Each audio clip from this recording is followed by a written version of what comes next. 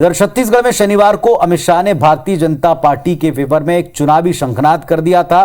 फिर प्रदेश प्रभारी आए, ताबड़तोड़ बैठकें ली, लेकिन एक सवाल के जवाब में उन्होंने कुछ ऐसा कहा जिस पर एक नई बहस छिड़ गई पुराने मुद्दे पर। देखिए कि जो लूट खसोट कांग्रेस ने करी है ना, हमारी सरकार इसका पाई पाई का हिसाब भूपेश बघेल से मांगेगी। 263 का नारा यूपी में दिया था, आप लोगों ने मजाक बनाई। चुनाव आते आते मैंने 300 के पार का, केशव मौर्य जी ने 300 पार का और 325 लेकर के सरकार बनाई है।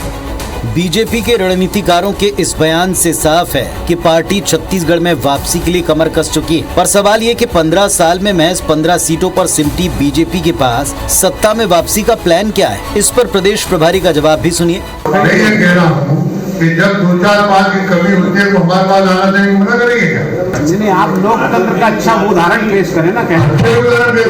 बीजेपी की इस जोड़ तोड़ वाली राजनीति पर कांग्रेस का वार तय है। कांग्रेस नेताओं ने कहा, बीजेपी की इस जोड़ तोड़ वाली रणनीति पर कांग्रेस ने पलटवार किया। कहा कि छत्तीसगढ़ में बीजेपी का खरीद फरोख्त सफल नहीं होगा। बयान पर गिरता देख बीजेपी भी बचाव की मुद्रा में आ गई। अब भारतीय जनता पार्टी के पास कोई जादू की छड़ी होगी कि 14 सीट आने वाले, अगर 10 सीट भी आ जाएंगे तो किस तरह सरकार बनाएंगे, उससे पूछना पड़ेगा। जिम्मेदार पद पे है, थोड़ा सोच समझ के बोलना चाहिए। आप भ्रष्टाचार और खरीद फरोख्त की तरफ आपका इशारा है, छत्तीसगढ़ में सफल नहीं होगा। मंत्री जी क्यों घबराए हुए? क्या उनको अभी से डर सता रहा है कि वो चुनाव नहीं जीतेंगे? सियासत में संकेतों की भाषा बड़े मायने रखती है। देखना ये है कि इस रणनीति से निपटने कांग्रेस की काट क्या होगी। तो सवाल ये उठता है कि आखिर ओम माथुर क्या कहना चाहते थे? क्या वो सवाल के जवाब में कुछ ऐसा कह गए जिस पर पार्टी घिर सकती है? डिकोड करते हैं इसे। बीजेपी के विरोधी अक्सर भारतीय जनता पार्टी पर खरीद फरोख्त के तोड़फोड़ की सियासत के आरोप लगाते हैं। सो कॉल्ड ऑपरेशन लोटस इसे पुकारते हैं। उनके आरोपों में अगर आप देखें तो एक तर्क या एक इतिहास छिपा है, एक घटनाओं का क्रम दिखता है। मध्य प्रदेश, महाराष्ट्र दिखता है। बीजेपी की रणनीति भी इसमें साफ दिखी।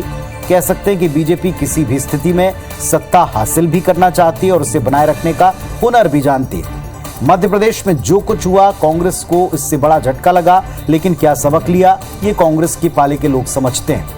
ओम माथुर की रही बात तो उनके बयान को अति उत्साह में दिया गया एक बयान भी कहकर टाला जा सकता है। कम विधायक होने पर भी सरकार बनाने का दावा फिलहाल उनकी पार्टी भी कहती है काल्पनिक है और थोड़ा सा विपक्ष कहता है हवाई वायदा।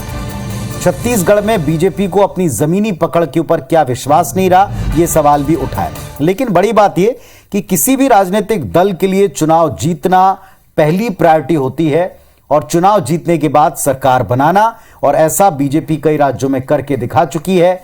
तो क्या दूसरे दलों को इसके लिए तैयार नहीं रहना चाहिए, मुस्तैद नहीं रहना चाहिए? यह दलों को सोचना है।